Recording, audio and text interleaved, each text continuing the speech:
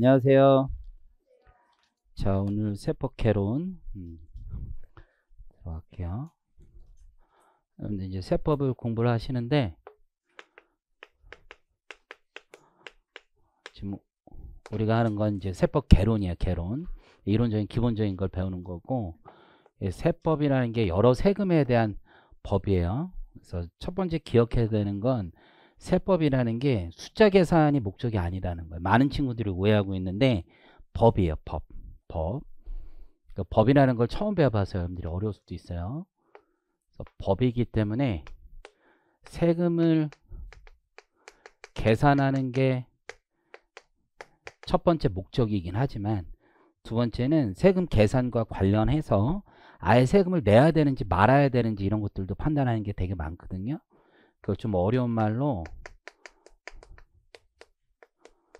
과세 요건을 갖췄는지를 본다고 해요. 세금을 내야 될지 말아야 될지를 결정하는 거예요. 그러니까 법에는 이런 게 되게 많아요. 과세 요건, 여부 이런 게 되게 많다라는 걸 생각을 하셔야 돼요.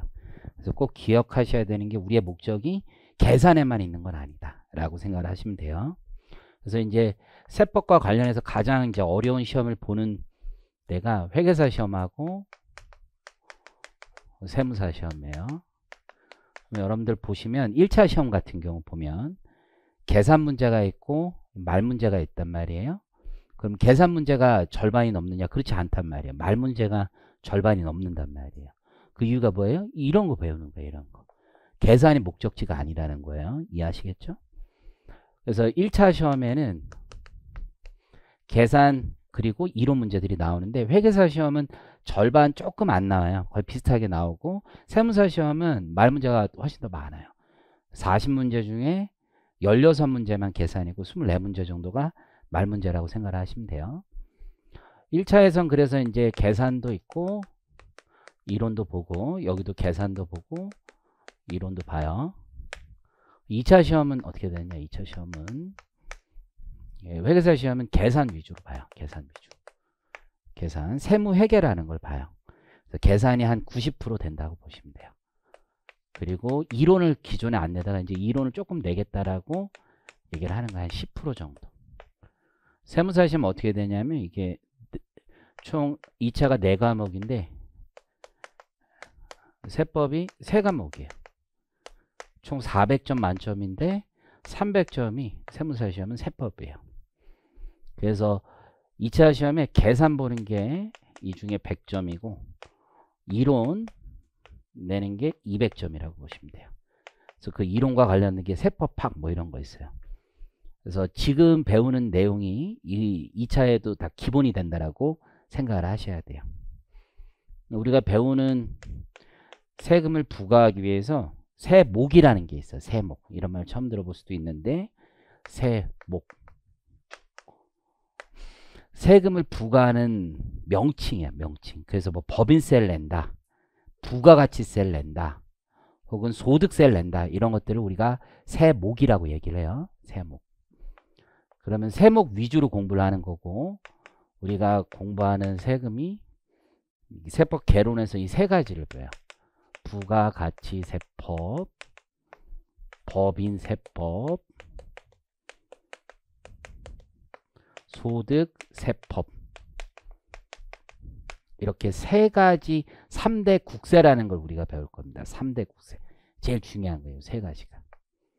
그래서 1차 시험에 기준으로 봤을 때 회계사 시험하고 세무사 시험이 있으면 세무사 시험은 40문제 중에 28문제가 여기 3개에서 나와요. 3개에서. 회계사 시험은 40문제 중에 35문제가 여기서 나와요. 30문제 미안합니다. 30문제, 30 하나나 2개. 해마다 조금씩 다른데 요 정도 나와요. 요 정도. 나머지는 국세기본법 등등에서 배우고. 그래서 당분간은 이것만 공부하시는 거예요. 당분간은 다른 욕심내지 마시고 이것만 공부하시면 돼요. 2차 시험은 어떻게 되냐면 회계사 시험은 이게 90점이에요. 2차 시험이. 요 3개가. 그래서 지금 하시는 걸 잘하면은 2차까지 아주 큰 도움이 되고 세무사 시험은 이 400점 만점에 여기가 계산 문제 있잖아요. 계산 문제는 요거 100% 다예요. 요 3개만 나와요. 계산 문제는. 이론 문제 있죠. 200점 중에서 이 세 개가 105점이에요. 105점. 그러니까 계산, 이론 다 여기가 제일 중요한 거예요. 그래서 근본이 있어야 돼. 근본. 요즘 우리 아들 보면 축구할 때 근본이 있어야 된다고 그러던데 항상 제일 중요한 게 여기 근본이 있어야 돼요. 그러면 여러분 이제 공부를 하다 보면 이제 어떤 생각이 드는지를 잠깐 얘기를 할게요. 그래서 이제 공부 순서를 조금만 더 설명을 드리면 세법 개론 공부하시면 돼요. 지금 개론 공부한 다음에 내 개인적인 생각이에요. 개인적인 생각은 그 다음 보통 객관식 하고요. 그 다음 세무회계 하고 이렇게 공부를 많이 해요. 이렇게 일반적으로. 그 다음에 이제 세무사 시험 공부하시는 분들은 세법학이라는 거 하고. 지금 이제 상반기이잖아요. 3월달. 그러니까 마음이 되게 뭐 다 할 수 있을 것 같고 뭐 엄청 할 것 같고 그래요. 그래서 많은 이제 선배들이 추천하는 방식이 뭐냐면 얘를 공부를 해요. 얘를 공부를 하고 그 다음 세무회계를 하고 객관식을 해라 이렇게 하는 사람도 많아요. 저는 개인적으로는 별로 좋지 않다고 봅니다. 왜냐하면 공부라는 게 스텝 바이 스텝이에요. 여기가 난이도가 예를 들어서 중하라고 하면 여기가 상이거든요.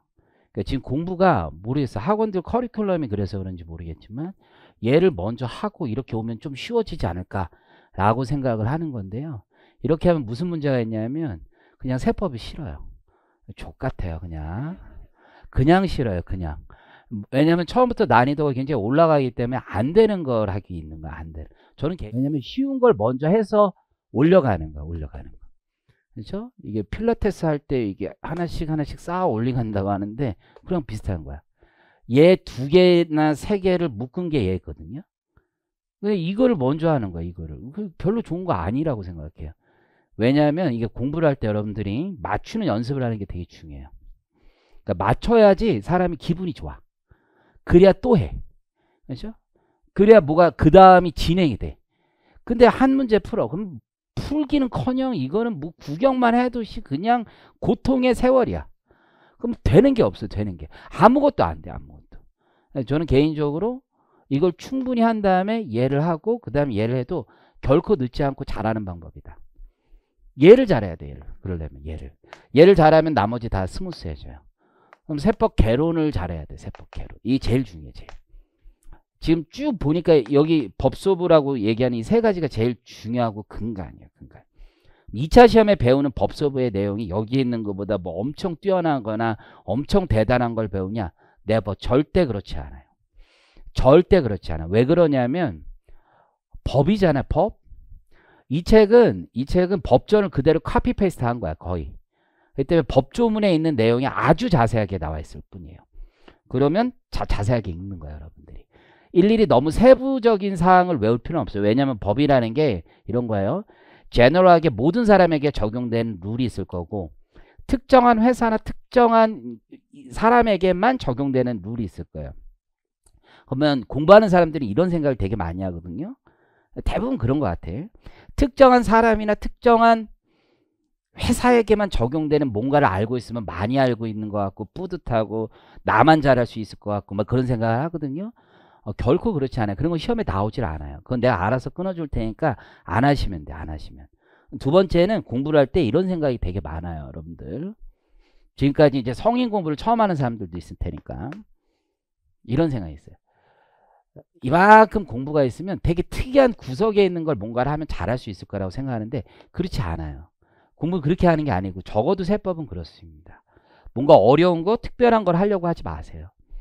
나만 하는 거 겁나 어려운 거 특히 2차 가면 그런 생각이 있어요. 그러면 합격하는 줄 아는데 합격은 그렇게 하는 게 아니라 자 1번 문제가 있습니다. 절반이 맞출 수 있어요. 맞추면 되는 거예요. 2번 문제 있습니다. 절반이 맞출 수 있어요. 나 절반 안에 들어오면 돼요. 3번 문제 절반 맞춥니다. 나 절반 안에 들어오면 돼요. 4번 문제 5% 맞춥니다. 못 들어와도 상관없어요. 이거 맞춘 애가 이거 틀려도 합격하는 거예요. 무조건 이 3개를 연달아 맞추는 게 어려운 거지. 그렇죠? 이걸 3개를 다 맞추는 게 어려운 거야. 남들 50% 안에 들어오는 거 맞추는 거 전부 다 합치면 무조건 합격입니다. 이렇게 되잖아요. 그러면 상위 1% 되는 거야. 이거 10번만 돌리면 상위 1% 되는 거야. 그 생각을 가지고 공부하시는 거지. 뭐 특이하고 어려운 거 막 불안해하면서 야 남들은 그거 아는데 나는 모른다. 걱정하지도 마세요. 제가 수업 때 안 한 건 절대 안 나오니까 걱정하지 마세요. 물론 나올 수도 있어요. 그럼 뭐 여러분이 선생님 잘못 만난 거 어떻게 하겠습니까? 그렇지만 40문제 중에 한 문제나 두 문제예요. 그거에 여러분들 집착하는 순간 공부가 산으로 가는 거야, 산으로. 그래서 그 점 꼭 기억을 하시고, 두 번째는 이 책이 한 권이 아니에요. 두 권이에요, 두 권. 그죠? 이거 두 권이에요. 근데 이 두 권인데 공부 양은 이거 한 권 정도밖에 안 돼요. 왜냐하면 여기에 있는 것 중에 다 배우는 게 아니에요, 여러분들. 그래서 여기에 있는 것 중에 법소부만 배우는 거예요, 법소부. 요 법소부만큼은 여러분이 공부를 이걸 가지고 꾸준히 합니다. 자, 지금 얘기하는 걸 여러분이 들으면 당연히 할 수 있을 거라고 생각을 합니다. 2차 시험 끝나는 날까지 회계사 시험을 보든 세무사 시험을 보든 이 책을 계속 가지고 다니는 거예요. 이 책을. 그러면 합격합니다. 다른 거 없습니다. 여러분들 되게 쉬워요. 이 책을 끝까지 가지고 다니면서 공부하시면 무조건 합격합니다. 나중에 이제 공부가 좀 더 되면 객관식 하면 요약서도 보고 세무회계 하고 그러면 요약서도 보고 그런데요. 그때도 이 책을 찾아볼 수 있습니다. 이 책이 손에 익으면 돼요. 여러분들 영어 잘하는 사람들 보면 요즘은 뭐 그렇게 안 하지만 옛날에 보면 영어 사전을 이제 가지고 다니면서 늘 언제든지 해당 단어를 막 찾고 그러잖아요. 그런 것처럼 이 교재에서 어떤 내용이 어디에 있다라는 걸 쉽게 찾을 수 있으면 합격하는 거예요. 그러면 합격이에요. 무조건 합격이에요. 그게 어려워요. 근데 왜냐하면 사람이라는 게 이게 쉬운 길이 있고 좀 아주 괜찮아 보이는 길이 있단 말이에요.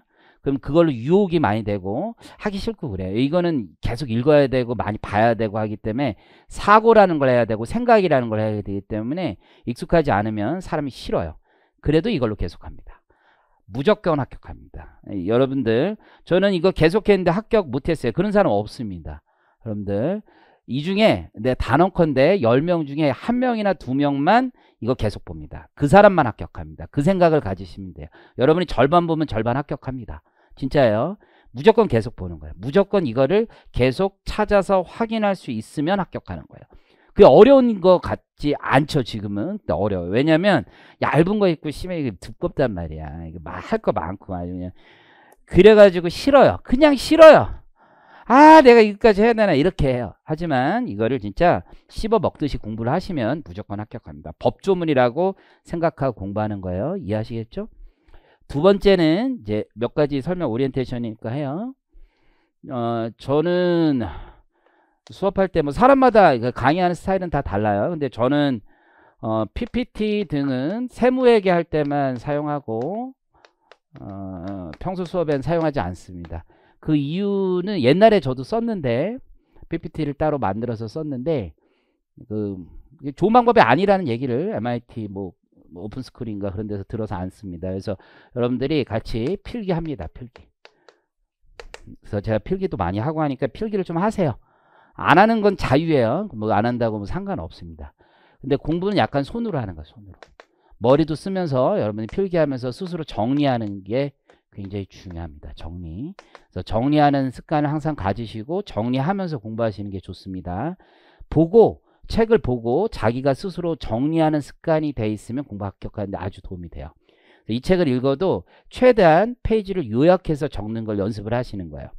그 수업할 때마다 내가 4시간 수업 끝날 때마다 리뷰를 해요. 세법 개론하고 세법화 이런 건 다 리뷰를 하는데 그 리뷰하는 걸 녹음하시는 것도 좋아요. 녹음하시면서 녹음하고 지하철이나 왔다 갔다 다니면서 들으세요. 들으시면 나중에 복습 많이 안 해도 까먹지 않아요. 그러니까 키워드 위주로 공부를 하시는 습관을 그렇게 반드시 익히시고 키우시면 합격합니다. 여러분들. 그래서 지금 마음가짐으로 계속 공부하면 당연히 합격이에요. 그 마음가짐이 오래 못 가요. 사람 다 누구나 나약하고 오래 못 갑니다. 그래서 처음부터 너무 힘 빼지 않으셔도 되는데 어느 정도는 이제 입문 뭐 이런 거 말고 개론이 됐으니까 이제는 본격적으로 여러분이 공부를 하시면서 스타트 하는 거예요. 이제부터는 공부하는 거예요. 밤에 루틴으로 그냥 똑같이 공부하시는 거예요. 이제부터는 적어도 아침에 9시 전에 수업에 나오셔서 공부하시고 합격하시려면 밤에 10시까지는 공부한다 라는 생각으로 쭉 가시는 거예요. 한 2, 3년 가서 합격하는 거지. 그래서 갑자기 뭐 엄청 많이 하고 그런 건 아니에요. 여러분들 그 정도 하는 것도 지금 버거운 사람도 있고 할만하다라고 하는 분도 있는데, 적어도 한 달 동안은 몰라도 한 달 동안 뭐 6시까지 공부한다고 해도 그 다음부터 여러분 쭉 공부해서 밤 10시까지 공부하시고 하셔야지 합격하시는 거예요. 이해하시겠죠? 공부해야 돼. 공부 안 하면은 이거 뭐 합격 못 해요. 뭐 자기 머리가 좋다, 뭐 9 to 6에서 공부해서 합격하는 친구들도 있어요. 머리 좋은 사람 있지만 여러분은 아니에요. 그렇게 생각하시고 공부하시면 돼요. 제가 이제 저녁에 일주일에 몇 번, 한 적어도 4, 5번은 독서실에 10시, 제가 항상 여기 있거든요. 그래서 밤 늦게까지 일하고 아침부터 하는데, 딱 공부를 우리 여기 좀 다녀본 친구들은 그냥 다 알 텐데, 저만큼만 공부하시면 합니다. 저만큼만 하면 하고, 그러니까 공부 열심히 하시고, 여러분이 배우는 세법이 요거 마지막 한마디만 하고 마무리 할게요. 세법이 이만한 거면 여러분이 배우는 세법은 딱 이만큼이에요. 딱 이만큼. 보여요? 딱 이만큼이에요. 진짜 이만큼이에요. 근데 이게 가장 가운데 있는 점이에요. 이 원을 다 채운 사람은 없습니다. 저도 못 채웠고 채워가는 중이고 다 알 수도 없습니다. 죽을 때까지 다 알 수도 없을 만큼 광범위한 내용입니다. 그 중에 핵심만 여러분이 배우시는 거고, 이것만 잘 배워도 일도 할 수 있어요. 여러분들 일도 할 수 있고, 다 알아야 일을 하는 게 아니라 어디서 뭔가를 찾을 수 있고 무슨 내용이 있는지를 확인할 수 있는 능력만 있으면 공부합니다. 자, 그럼 그렇게 생각하고, 일단 우리 순서는 세목은 이렇게 가요. 부가가치세법, 소득세법, 법인세법, 요 순서대로 갑니다. 자, 그럼 우선 부가가치세 같이 한번 볼게요. 그 목차가 있어요. 차례가 있습니다. 기초 이론, 총칙, 과세거래 이렇게 나와 있어요. 부가가치세가 세법에서 차지하는 위상이 굉장히 커요. 소비에 대한 세금이기 때문에 굉장히 큰데, 이게 처음에 공부할 땐 사람마다 느끼는 게 좀 다른데, 어떤 사람은 되게 쉽다고 생각하고 어떤 사람은 어렵다라고 생각하고 그렇습니다. 참고로 이론형 문제는 대단히 어렵습니다. 부가가치세가. 근데 계산형 문제는 나중에 익숙해지면 그나마 제일 쉬운 거예요. 왜냐하면 케이스가 많지 않기 때문에 쉬운 거예요. 케이스가 많지 않기 때문에 이렇게 생각을 하시고, 거기 이제 목차를 보면 기초 이론 있잖아요. 기초 이론. 총칙 있죠. 총칙에서 무조건 한 문제 나와요. 객관식 위주로 말씀을 드리면 회계사든 세무사든 무조건 한 문제는 나옵니다. 여기서 과세거래 있죠. 과세거래에서 세무사 시험 보시는 분들은 총칙하고 과세거래가 세법학이라는 거에 아주 중요해요. 지금 여기서 잘 배우시면 세법학 쓰는데 거의 다 쓸 수 있어요. 과세거래도 객관식의 이론형 문제로 무조건 한 문제 나옵니다. 자, 그 다음에 4절에 가면 영세율과 면세 있죠. 둘이 합쳐서 한 문제 나옵니다. 그러니까 한 절당 한 문제 나와요. 여러분들 하루에 4시간 수업 듣죠? 그거 하나 배우면, 한 세트 배우면 하루에 1개 정도 나올까 말까 딱 배우는 거예요. 딱 그 정도. 그 다음에 5절에 가보면 과세표준 있죠? 여기서부터가 계산 문제 하이라이트가 됩니다. 근데 5절만 배워서는 계산 문제 한 문제도 못 풀어요. 왜? 앞에 2절, 3절에 있는 내용이 중첩되고 복합되어서 배우는 거야. 그게 다 세트로 만들어져서 5절에 과세표준 계산 문제가 나오는 거고, 그 무조건 한 문제는 나오는 거고, 계산 문제에서 2차 시험에서 한 10점씩 나오는 거야. 근데 이 5절만 가지고 10점이 나오는 게 아니라 2절, 3절 합쳐서 다 5절까지 합쳐서 10점 나온다고 보시면 돼요. 2차 시험에. 6절에 이제 말 문제 한 문제 나오는 거고, 이론형 문제 자주 나오는 거고. 7절에 계산 문제가 또 여기서 한 5점 나오는 거예요. 2차 시험 기준으로 봤을 때. 회계사, 세무사 똑같아요. 똑같이 세무회계 똑같습니다. 100%. 그 다음에 납세 절차 있죠. 1차 시험에 말 문제 정도 나온다고 보시면 되고, 간이가세라고 있죠. 간이가세. 9절에 이게 계산 문제로 나올 때 있고 안 나올 때 있어요. 2차 시험에 나오면 5점, 안 나오면 빵점 이렇게 돼요. 그래서 아까 7절에 있는 거 있잖아요. 7절에 있는 내용이 계산 문제에 10점으로 나오든지, 아니면 간이가세랑 쪼개서 5점 5점 나눠서 나누든지 이렇게 돼요. 회계사 시험은 주로 5점 5점 나눠서 나오는 편이고, 세무사 시험은 합쳐서 나올 때 반, 나눠서 나올 때 반 이렇게 된다라고 보시면 돼요.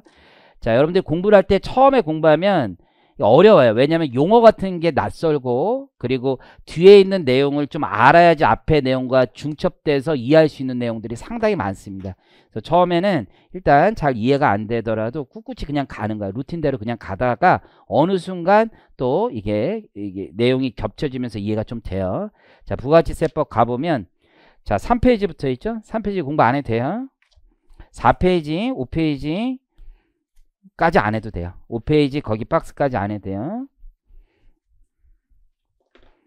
나중에 세무사 시험 보시는 분들만 2차 때 잠깐 이론형 할 때 잠깐 배워요. 시험 문제 나온 적 30년 동안 한 번도 없어요. 자, 부가치 개념과 성격 있죠? 거기 5페이지 아래 2번에 체크하시고 이따가 배울 거예요. 7페이지 갑니다. 7페이지. 자, 7페이지에 있는 내용부터 갑니다. 부가가치세는 여러분들 소비세예요. 소비. 그러니까 우리나라는 이름을 부가가치세라고 붙였지만 다른 나라는 소비세라고 이름을 붙입니다. 때로 어떤 나라는 GST라고, 우리나라는 VAT라고 영어로. 그래서 GST라고 붙이는 나라도 있고 VAT라고 붙이는 나라도 있어요. GST는 Goods Service Tax예요. 상품과 서비스에 대한 세금이란 뜻이고요. VAT는 Value Added Tax, 부가가치에 대한 세금이란 뜻이에요. 말이 어려운데 별건 아니고 소비하면 세금 내라는 거예요. 소비하면 세금 내라 라는 뜻이에요. 자, 볼게요. 내가 편의점에 갔어요. 편의점에 가서 10,000원짜리 물건을 사요. 자, 제가 이제부터 물건값에 부가가치세는 붙이지 않고 얘기를 합니다. 그냥 원래 10,000원짜리 물건인데 여기에 세금이 따로 붙는다라고 생각하시면 돼요. 우리나라에서 이거 이해하기가 좀 힘들어요. 왜냐하면 우리나라에선 거래 관행이라는 게 부가세를 별도로 받지 않기 때문이에요. 여러분이 일본이나 다른 나라 가서 부가세가 따로 있는 나라를 보면은 따로 받아요. 따로. 그래서 물건을 샀단 말이에요. 그래가지고 10,000원인 줄 알고 샀는데 또 1,000원 더 달래요. 부가세 따로 달라고 한다고. 근데 우리나라는 10,000원이면 통상적으로 포함돼서 거래되고 있기 때문에 잘 안 보이는 것 뿐이에요. 시험 문제는 일본 스타일이라고 생각하시면 돼요. 따로따로 있다라고 생각하시면 돼요. 부가세는 따로 있습니다. 그래서 10,000원짜리 물건을 사면 1,000원의 부가가치세가 붙는 거예요. 소비하기 때문에 붙는 거예요. 그래서 이 10,000원을 우리가 이름 붙이는 값이 있어요. 이걸 뭐라 부르냐면 이제 공급가액이라고 붙입니다. 10,000원의 이름을 공급가액이라고 붙여요. 공급가액의 뜻은 부가가치세가 포함되지 않은 것을 뜻합니다. 11,000원을 붙이는 이름도 있어요. 그걸 뭐라 부르냐면 공급대가라고 부릅니다. 공급대가는 뭐다? 부가가치세가 포함된 거야. 그래서 부가가치세가 포함되어 있는 게 공급대가예요. 그러면 나는 물건을 살 때 10,000원짜리 물건을 사지만 1,000원의 세금을 내고 사야 되는 거야. 1,000원의 세금을 내고 사야 되는 거야. 특이한 게. 소비하기 때문에 세금을 내는 거예요. 그걸 좀 어려운 말로 담세력이 소비에 있다라고 표현합니다. 세금을 낼 능력, 부담할 능력을 우리가 좀 어려운 말로 담세력이라고 부르고요. 그 담세력 안에 뭐가 있어요? 소비가 있는 거야. 소비할 수 있는 능력이 있으면 세금도 내라 이거예요. 여러분이 아는 세금의 일반적인 담세력은 소득이에요. 소득. 야, 돈 벌었어? 세금 내. 소득이 있는 거예요. 법인이 돈 벌었어? 법인세 내. 개인이 돈 벌었어? 소득세 내. 이렇게 얘기하는 거예요. 재산 취득했어요? congratulation 취득세 내. 이거예요. 그거 한 1억짜리 물건 살만한 아파트 땅 살만한 거 있으면 세금도 내. 한 4% 내. 이렇게 하는 거예요. 소비세 심플해요. 야, 뭐 커피 하나 마실 능력 있어? 그럼 세금 내. 이거예요. 이해하시겠죠? 그런데 이 소비세는 좀 특이해요. 소득세하고 좀 많이 달라요. 소득세 같은 경우는 어떻게 되는 거냐면 내가 얼마를 벌었잖아요. 그럼 번 거를 장부를 만든다고요. 일반적으로. 이만큼 돈 벌었고 이거를 국가에 내는 거예요. 즉 돈을 번 사람이 담세력을 지닌 사람이 직접 국가에 세금을 내는 방식이에요. 이해하시겠죠? 그런데 소비세는 그렇게 하기가 너무 어려워요. 왜냐하면 내가 커피 한 잔 마셔요. 여기 앞에서 이제 스타벅스에서 한 잔 마셔요. 5,000원짜리 부가세 없고 5,000원 마셨는데 부가세 500원을 내야 되는데 그 먹을 때마다 국가에 500원씩 갖다 낸다고 생각해봐요. 너무 피곤하죠. 그거 어떻게 해요? 그거를 소비자 어떻게 일일이 그거를 그때그때마다 부가세를 뭐 입금을 해요? 500원 먹었어요. 입금해요? 그럼 오늘 저녁에 모아서 해요?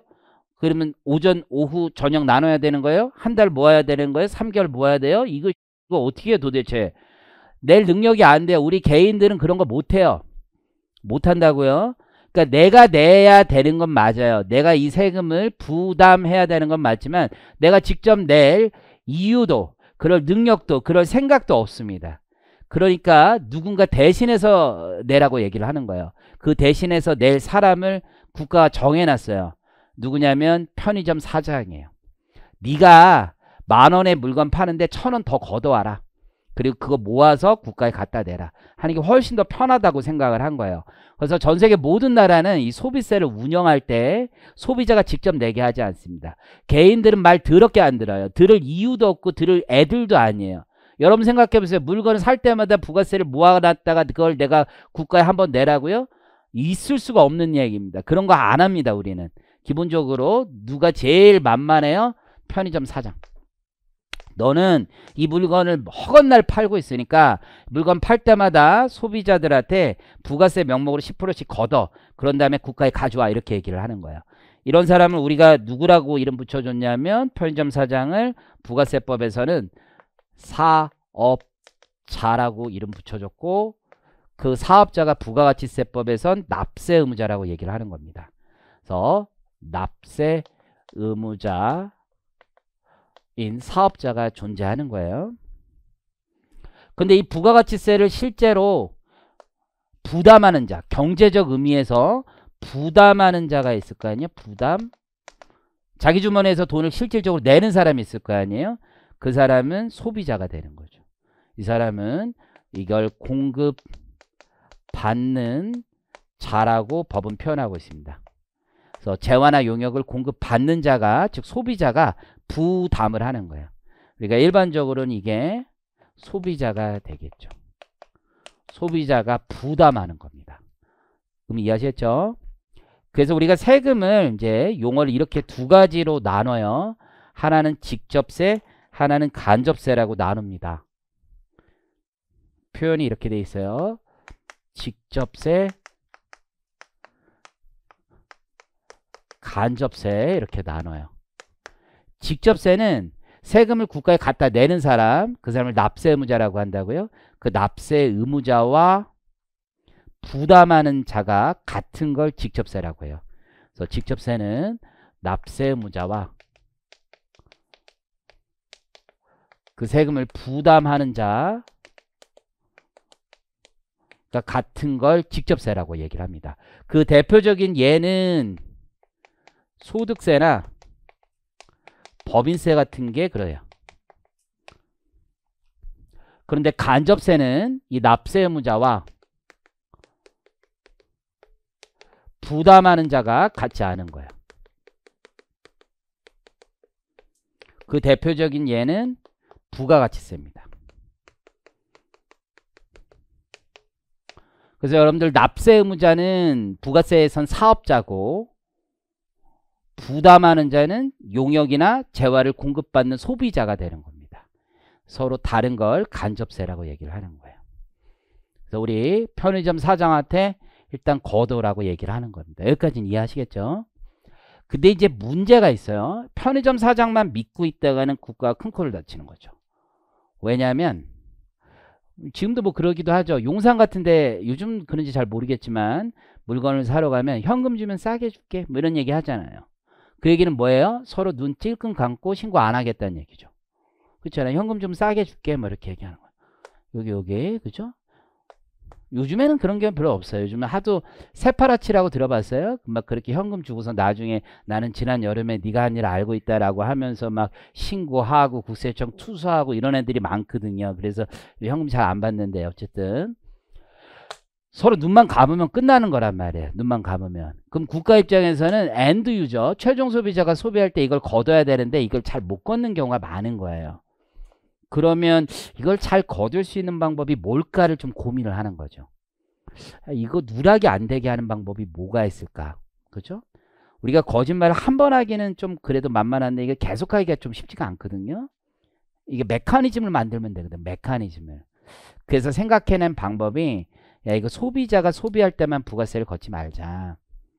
세상 모든 거래에 대해서 다 부가세를 걷자라고 생각을 바꿉니다. 자, 이런 걸 우리가 다단계 소비세라고 하는데요. 이제 다단계 소비세가 뭔지를 배우는 거예요. 다시 이제 처음부터 와서 A, B, C 이렇게 가고 있습니다. 그리고 C가 우리 공급받는 자라고 해볼게요.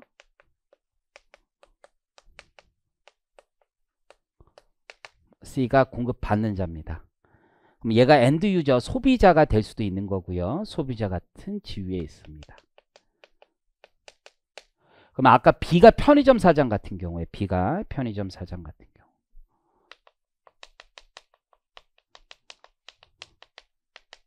소매점 같은 거 하는 거죠. 소매점. 세상에 그런 일은 잘 없지만 가정을 해보겠습니다. 무에서 유를 창출하는 거. 세상에 없던 것을 만들어내는 거. 그래서 얘가 편의점 사장에게 물건을 주는 거고 편의점 사장이 우리한테 다시 물건을 주는 케이스로 가보겠습니다. 물건을 사서 파는 거죠. 메인 매출이라는 게 있겠죠. 그래서 공급가액 보통 이렇게 얘기하는데 매출이 있고 매입이 있습니다. 매출과 매입이 있어요. 그런데 이제 A는 무에서 유를 창출한다고 했었잖아요. 그러니까 얘는 매입이 없어요. 지금 매입이 없고 매출만 1000이 있다고 해볼게요. 그럼 이거를 1000원에 넘기는 거예요. 이렇게 1000원에 넘깁니다. 그럼 여기 이제 국가가 기다리고 있어요. 국가가. 왜? 우리는 지금부터는 다단계 소비세, 모든 거래 단계마다 부가세를 붙일 거예요. 그래서 여기서 얼마를 가져오냐, 국가에 100원을 가져옵니다. 부가가치 세율이 우리나라 10%거든요. 그래서 저 공급가액, 부가세가 붙어있지 않는 저 매출 공급가액의 10%를 붙입니다. 그래서 100원을 붙여서 국가에 가져옵니다. 자, 그리고 여기서 또 마진을 붙여서 1,500원에 넘깁니다. 그럼 1,500원에 넘기니까 여기서도 국가에 또 가져옵니다. 얼마를 가져오냐면 150원을 가져옵니다. 자, 일단은 메커니즘을 만드는 거예요. 메커니즘을. 그 책상 속에서 만들어진 법이거든요. 부가가치세가 70년대 초반에. 그래서 이게 굉장히 로지컬하게 논리적으로 만든 법이에요. 자, 봅니다. 그럼 소비자는 지금 얼마짜리를 사는 거냐면 1,500원짜리를 사요. 부가세 없는 세상에서. 그러면 부가가치세율이 10%라고 하면 국가는 부가세로 얼마를 가져가야 되냐면 150원만 가져가면 돼요. 소비라는 건 한 번만 있는 거죠. B는 사서 파는 입장이지, A와 달리 B는 사서 팔지 자기가 사서 파는 입장에 밖에 없어요. 그렇기 때문에 B가 소비하는 건 아니잖아요. 그렇죠? 그럼 국가의 부가세는 얼마만 들어오면 돼요? 150원만 들어오면 돼요. 근데 이게 어떻게 들어왔어요? 250원이 들어왔잖아요. 그렇죠? 이런 걸 우리가 이중과세, 중복과세라고 얘기하는 거예요. 두 번 들어오면 안 되게 돼 있거든요. 그래서 우리가 법을 이렇게 구조를 짠 거예요. 자, 이제부터 봅니다. 사업자인 A와 사업자 B예요. A도 사업자, B도 사업자고요. 이제 부가가치세는 어떻게 내냐면 사업자들은 매출세액에서 매입세액을 뺏어냅니다. 다시 한번 부가가치세는 내가 거래 상대방으로부터 받은 부가가치세에서 사업자는 소비자가 아니기 때문에 부가세를 부담하면 안 되거든요. 매출세액에서 매입세액을 빼서 내도록 되어 있어요. A 거를 먼저 보면 A는 이렇게 돼요. 매출세액, 매입세액이 있고 A의 매출세액은 이 1,000원의 10%인 100입니다.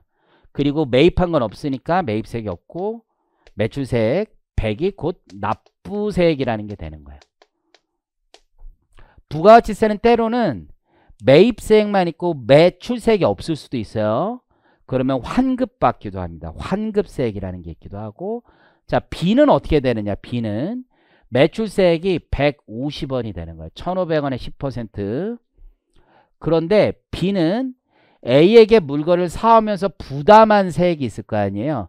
그게 매입세액이 되고 그 매입세액을 차감해서 납부세액이 되는 거예요. 그래서 B는 매출세액, 즉 C로부터 거두어들이는 세금은 150이고 자기가 A에게 물건을 살 때 부담한 매입세액이 100이 있기 때문에 납부하는 이 납부세액은 50만 되는 거예요. 그럼 국가에 들어오는 세금은 어떻게 최종적으로 돼요? 150으로 끝나는 거죠. 이렇게 메커니즘을 만든 거예요. 메커니즘을. 이런 걸 다단계 소비세라고 얘기를 합니다. 그래서 다단계 소비세 하에서 사업자는 자신이 부담한 매입세액을 부가가치세 신고할 때 공제받을 수 있어요. 그 이름을 뭐라고 그런다? 매입세액이라고 한다. 그래서 부가가치세의 핵심 중에 핵심은 얘예요. 매입세액입니다. 부가가치세 가장 중요한 단어를 뽑으라고 하면 매입세액입니다. 핵심이에요. 그래서 사업자는 매출세액을 그대로 내는 게 아니라 자신이 전 단계에서 거래 전 단계, B 입장에선 거래 전 단계, A로부터 물건을 살 때를 얘기하는 거죠. 전 단계에서 부담한 매입세액을 공제받아서 부가가치세를 신고 납부하는 제도예요. 이해하시겠죠? 자, 지금까지 한 얘기를 학자들이 이름 붙이기를 이렇게 붙였어요. 교재 7페이지를 보시면 전 단계 세액 공제법이라고 이름 붙였습니다.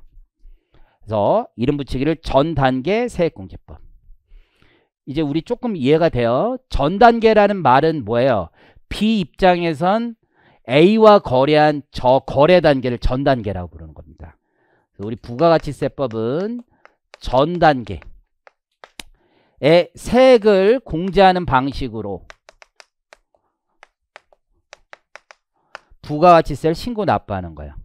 그럼 전 단계가 어딘지는 알겠어요. B 입장에서는 A와 거래한 저 단계, 자기가 공급하기 전 단계, B가 C에게 공급하는 그 거래 전 단계, 모든 단계에 있어서 전 단계에 세액을 공제해 준다고 되어 있는데 이 세액은 어떤 세액을 얘기하는 거예요? 매입 세액을 얘기하는 거예요. 이 매입 세액을 공제해 주는 겁니다. 그래서 부가세의 핵심은 전 단계 세액 공제법이고 매입 세액 공제가 있다. 그래야 뭐를 방지할 수 있어요? 중복과세, 이중과세를 방지할 수 있어요. 자, 그럼 여기서 조금 더 나가서 이 제도를 왜 이렇게까지 운영을 하고 있느냐? 아까 우리 논의의 출발점이 뭐였냐면 편의점 사장이 속이면 어떻게 할까 해서 출발했어요. 편의점 사장이 한번 속이면 부가세가 안 들어온단 말이에요.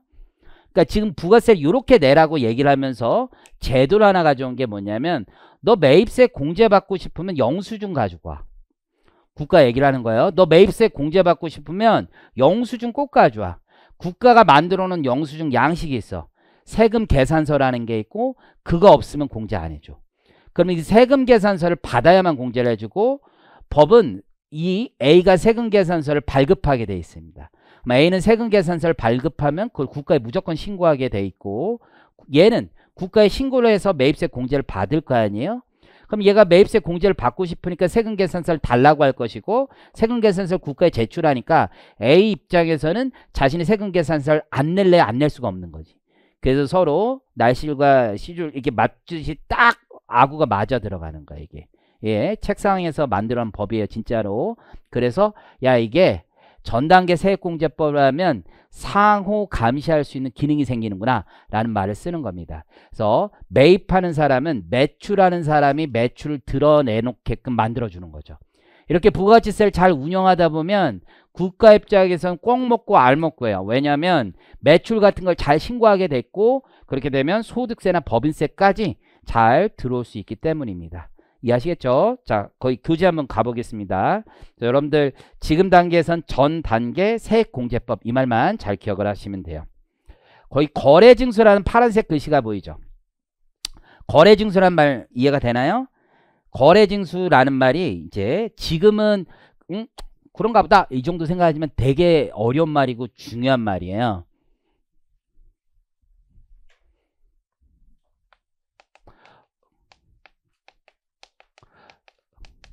세무사 시험 공부하는 분들은 나중에 국세징수법이라는 걸 배워요. 징수란 말이 이때 나오거든요. 징수. 그 세금은 되게 무서운 거예요, 여러분들. 세금은 여러분들이 배우는 세금은 국가가 국민에게 삥을 뜯는 거예요. 강제력을 행사해서 대단한 거죠. 어마어마한 거예요. 내가 국가가 나한테 해준 게 뭐가 있는데 나보고 세금을 내라고 그래요. 그렇잖아요? 내 번 돈의 절반 가까이를 세금을 내라고 한다면 여러분들 화가 나겠죠. 부자들은 50% 낸단 말이에요. 진짜 절반을 뺄게요. 절반을. 뭐 이런 세상이 다 있어요. 절반을 뺏어가요. 무슨 권리로? 그렇잖아요? 하지만 헌법상에 우린 납세 의무가 있고 그거에 따르지 않으면 내 재산을 뺏어갈 수 있는 권리가 있어요. 자력집행권이 있는 거예요. 자력집행권. 다른 건 없어요, 여러분들. 자, 내가 이 친구한테 돈을 한 1,000만 원 빌려줍니다. 그래서 잘 갚을 것 같아가지고 이자 싸게 월에 5%로 해서 빌려줬어요. 그랬더니만 첫 달 이자 주고 그 다음부터 안 갚아요. 그럼 내가 이 친구 가가지고 재산을 뺏는다던가 여기에 있는 핸드폰도 뺏고 패드도 뺏고 여기 안경도 뺏고 아주 그냥 온 걸 다 뺏어요. 그러면 돼요? 안 돼요. 큰일 나요. 법원에 가서 얘기하고 돈 안 갚는데요 라고 하면 법원이 경매 올려주고 하는 거예요. 근데 세금은 여러분들 이건 상식으로 알아두세요. 세금 안 내면 법원에 안 가요. 국세청은 자기들이 뺏는 거예요. 여러분들 우리 TV 같은 데 보면 국세청에서 와가지고 어떻게 해요? 막 갑자기 딱지 붙이고 문 열고 물건 뺏어가고 막 이러잖아요. 그리고 여러분들 1년에 2번씩 공매를 열어요. 그래가지고 그거 팔아버리고 그 돈 현금에서 자기들이 세금에 충당하는 거야. 이게 세금이에요. 겁나 무서운 거예요. 그때 쓰는 말이 국세징수법이에요. 징수한다는 거예요. 징수.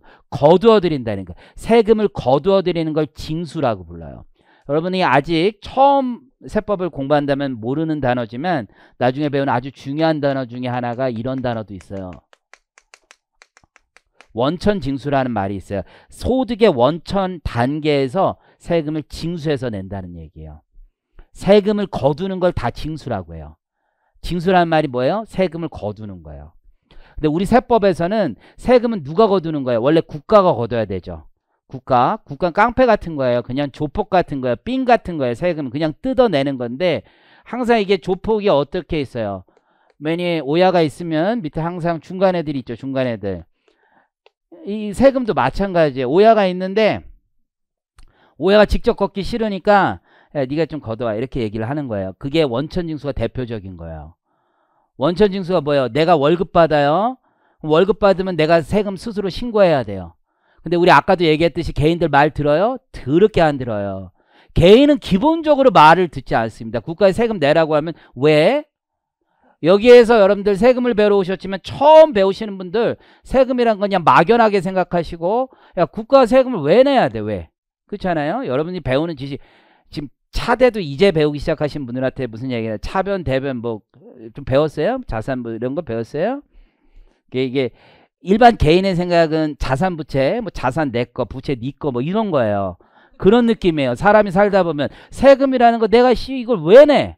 국가 나한테 뭘 해줬는데 거의 이 마인드예요. 이 마인드. 그렇기 때문에 개인은 말을 안 듣기 때문에 우리 좀 말 잘 듣는 애들한테 세금 대신 거둬라고 하는 게 원천징수예요. 그래서 회사가 월급을 줄 때 세금을 떼고 주는 거예요. 그리고 회사가 내 대신에 세금을 국가에 갖다 내는 거예요. 훨씬 더 쉽죠. 부가가치세도 그런 거예요. 원래 누가 내야 돼요? 소비자가 내야 돼요.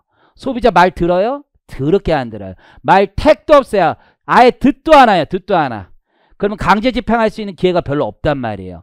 그러니까 어떻게 하는 거예요?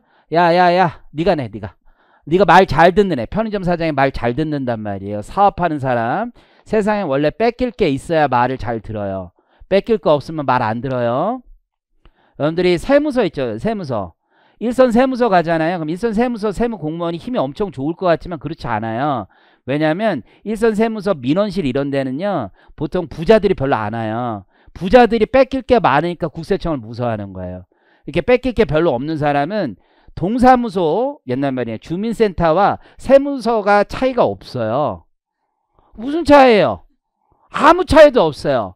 오히려 세무서 가면 돈 줘요. 여러분들 근로장려세제라고 해가지고 돈을 받아야 돼. 근데 돈을 국가가 안 줘요. 난장 치는 거예요. 난장 친다고요. 진짜 부가세 고지서를 갑자기 세금 신고 안 했다고 나한테 한 돈 10만 원 내라고 하잖아요. 그런 10만 원짜리 고지서 받으면 그분들 세무서 찾아옵니다. 찾아와서 난장 쳐요. 이거 왜 내야 되냐고. 세무 담당 공무원 나오라고 해요. 어떤 새끼야 막 그런단 말이에요. 그러면 그분들이 놀래가지고 누구예요? 뭐 그러면 아 이거 저희가 고지했는데 꼭 내주세요. 막 이 거의 사정해야 돼요. 내가 이걸 왜 내? 막 이런단 말이에요. 신나 가져와서 물 뿌리고 신나 뿌리고 불 지른다고 하고 그런 사람 많아요. 진짜. 나는 친한 공무원은 자기 고지서 한 20만 원짜리 냈는데 그 퀵 서비스랑 그 배달하는 분들 있잖아요. 그분이었어. 그래가지고 그냥 말이 찾아온 거야. 오토바이 하이바 있죠. 하이바 검은 거 그대로 쓰고 벗지 않고 그냥 들고 오고 파인애플 들고 와가지고 자기 자리 앞에서 막 자르는 거야. 겁나 무섭죠. 하이바 벗지 않고 그 상태로 와서 파인애플 잘라. 파인애플을 이거 어떻게 무서워서 죽는 거지. 그게 현실이에요, 현실. 진짜 부자들만 무서워하지 가난한 사람은, 돈 많이 벌지 않은 사람은 하나도 안 무서워. 세 무서워. 그러니까 뭐라는 거예요? 소비세 낼 수가 없어요. 징수해오라고 하는 거예요. 원천징수, 부가세도 징수해오라고 하고, 그 말을 거기 파란색에 거래징수라고 하는 거예요. 굉장히 중요한 말이에요, 거래징수라는 말. 내 대신 누군가 세금을 걷어서 내는 거예요. 징수라는 말은 세법에서 쓰는 말이에요. 국가가 세금 걷는 걸 징수라고 해요. 근데 우리 세금엔 두 가지가 있는 거예요. 원천징수, 거래징수. 국가가 걷는 게 아니라 중간 오야한테 시킨 거예요. 걔가 하나가 사업자고 하나가 원천징수 의무자거든요. 그래서 우리 부가가치세법에선 사업자 배우는 거예요. 그 다음 파란색이 있죠. 부가가치세를 잘 운영하기 위해서는 세금계산서 제도가 핵심이에요. 세금계산서. 이거를 통해서 상호 검증을 하기 때문에 이거 가지고 하는 거예요. 그래서 뭐 전단계 거래공제법 이런 것들도 있는데, 여러분들 일단 지금 단계에선 세금계산서 제도, 전단계 세액공제법, 이게 핵심이다 라는 것만 잘 이해하시면 돼요. 다시 이제 앞으로 가봅니다. 5페이지 가보면 부가가치세 개념과 성격이 나와 있습니다. 자, 부가가치세는 동그라미 1번 파란색 봅니다. 원칙적으로 모든 재화나 용역의 소비에 대하여. 거기까지 끊어볼까요? 아까 부가가치세가 우리나라에선 Value Added Tax라고 했어요. 그게 왜 그렇게 이름을 붙였냐면 거짓말하는 거예요. 이게 부가가치거든요. 이게 부가가치거든요. 즉 부가가치라는 건 매출에서 매입 뺀 게 부가가치예요. 그러니까 내가 사온 거에서 내가 파는 거 빼면 그게 부가가치예요. 그걸 종업원, 회사 직원, 그리고 주주 이런 사람이 나눠 갖는 것만큼이 부가가치예요. 우리가 서비스업이 부가가치가 높다고 하는 건 매입이 없고 매출만 있어서 그래요. 그럼 그 돈을 우리 직원도 먹고 나도 먹고 그럴 거 아니에요. 그렇죠? 그러니까 나는 이제 회계법인을 하고 있으니까 우리 같이 지금 제자 7명 정도를 뽑아가지고 하거든요. 그런데 원래 하던 애들 2명, 우리 팀이 한 10명 정도 돼요. 그럼 걔들 월급 주는 거 있고 나는 진짜 적자로 힘들겠죠.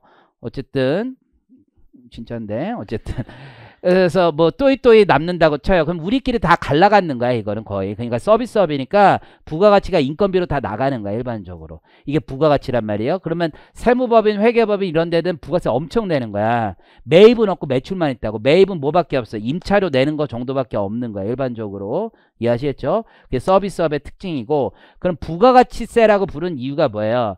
이 매출에서 매입을 뺀 게 부가가치고 그게 납부세하고 거의 유사하기 때문에 부가가치세라고 하는데, 외국은 그렇게 부르지 않고 소비세에 더 관점을 둬서 굿즈, 상품이나 서비스에 대한 세금이다, 소비에 대한 세금이다라는 걸 강조하는 거예요. 그게 훨씬 더 좋은 말입니다. 왜 그런 말들을 했냐, 연역적으로만 잠깐 설명드리면 그냥 편하게 들으세요. 사업자들 보고 처음에 이게 탁상 속에서 만들어진 법이다 보니까 사업자들한테 갑자기 야 니네 세금 가져와 그랬더니 사업자들이 뭐라고 그러는 거야. 내가 왜? 이렇게 하겠죠. 아니 이게 없던 세상을 생각해봐. 없다가 갑자기 생긴 거야. 1977년에 대한민국에선. 유럽에선 1971년에 처음 생긴 거야. 갑자기 소비세라고 해서 나보고 장사한다고 세금 걷어오래. 진짜 열받죠. 이거 어떻게 하라는 거야. 나보고 갑자기. 뭔 얘기야. 그 내가 왜 내야 돼. 이렇게 얘기를 하니까 유럽에서 기가 막히게 이름을 거야. 이거 부가가치 생기면 내는 거야 라는 세금을 이름을 붙여준 거예요. 마치 거래징수에서 남의 세금 걷는 건데 뻥친 거야. 뻥친 거야. 야 부가가치 네 거 내는 거야. 이렇게 거짓말을 계속 몇십 년 동안 지금 하고 있는 거야 사실은. 근데 어떤 나라는 야 그게 아니라 소비세야. 일본 대표적으로 소비세라고 그냥 부릅니다. 부가가치세라고 부르지 않아요. 그게 납세의식에 훨씬 더 도움이 되는 방식의 용어라고 생각이 들어요. 그렇죠? 그래서 Goods Service Tax 이렇게 얘기를 하는 거고, 그러면 우리나라 부가가치세도 말만 부가가치세라고 얘기하고 있지만 동그라미 1번에서 보시는 것처럼 부가가치세는 원칙적으로 재화나 용역의 소비에 대하여 부과하는 거예요. 과세 대상인 거예요. 그리고 그 다음에 있는 말이 좀 어려운 말인데 일반 소비세라고 돼 있죠. 일반 소비세. 이게 뭐냐면 세상 모든 재화나 용역 소비에 대해서 다 붙이는 거예요. 법에서 특별히 면세라고 붙이지 않는 이상은 다 과세하는 거예요. 그래서 여러분들이 법에서 면세라고 따로 붙여둔 거 있거든요. 그것 빼고는 다 세금 내는 거예요. 다 세금 내는 거. 웬만하면 내는 거. 웬만하면. 여러분이 입고 있는 옷 세금 낸 거예요. 부가세 내고 사신 거예요. 뭐 그냥 미용실 가서 머리하고 이런 거 다 세금 내고 다 서비스 받으신 거예요. 자, 동그라미 2번 보니까 세부담의 전가를 예정하는 간접세이다. 전가라는 말이 남한테 옮긴다는 뜻이죠. 남한테 이동시킨다는 말이에요. 그렇죠? 그러면 사업자 입장에선 자기가 내는 건 아니고 다음 사람한테 받아서 내는 거잖아요. 그래서 전가라는 말을 쓰는 겁니다. 내가 직접 부담하는 게 아니라 소비자가 부담하고 그걸 받아서 내기 때문에 전가시킨다라고 얘기를 합니다. 대개는 거래 관행상 가격에 반영을 하는 거죠. 가격에 반영해서 달라고 하는 거죠. 부가가치세는 세 번째, 각 거래 단계에서 창출한 부가가치에 대해 과세하는 다단계 과세 방식. 다단계라는 거 이해하시고 매출세액에서 매입세액을 뺀 게 그 부가가치와 일치하는 개념이 되는 거죠. 그런 뜻으로 써둔 겁니다. 자, 저 뒤에 오셔서 우리 7페이지에 있는 숫자는 우리 좀 쉬었다가 숫자와 회계 처리를 가지고 배워보도록 하겠습니다. 쉬었다 하겠습니다.